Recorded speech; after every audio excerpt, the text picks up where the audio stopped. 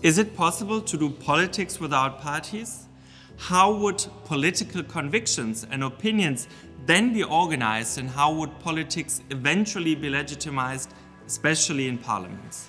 For decades, we have been experiencing a decline in support for parties and parliaments in almost all countries in the southern Mediterranean region.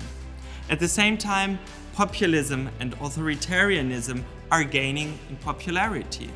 Improving the economic situation remains a central concern of the populations, and the persistently tense economic situation is contributing to many people losing confidence in state institutions.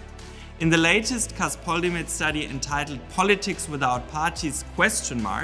We look at forms and trends of political organization and give an outlook on how participation in the countries of the region could look like in the future. Here are 4 key takeaways. First, Michael Robbins examines the reasons for the continuous decline in support for political parties and argues that the parties in the region have a historical legacy and party structure that contributed to their negative perception during the Arab uprisings. Furthermore, the religious-secular party competition divide, which dominated the political scene, intensified the trust gap between most citizens and political parties, which failed to appeal to people's demands.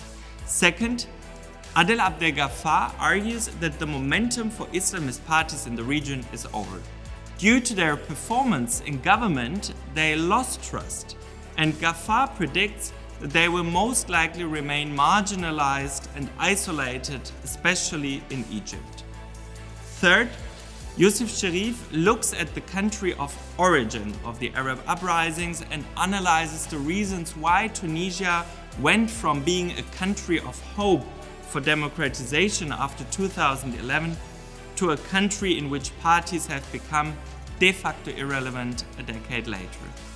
Fourth, Intissar Fakir ends with an outlook emphasizing the importance of civil society and highlights that we might enter a period of pragmatism rather than ideology in the countries of the region. Well, what will all this mean for the future of political organization in the South Med region then?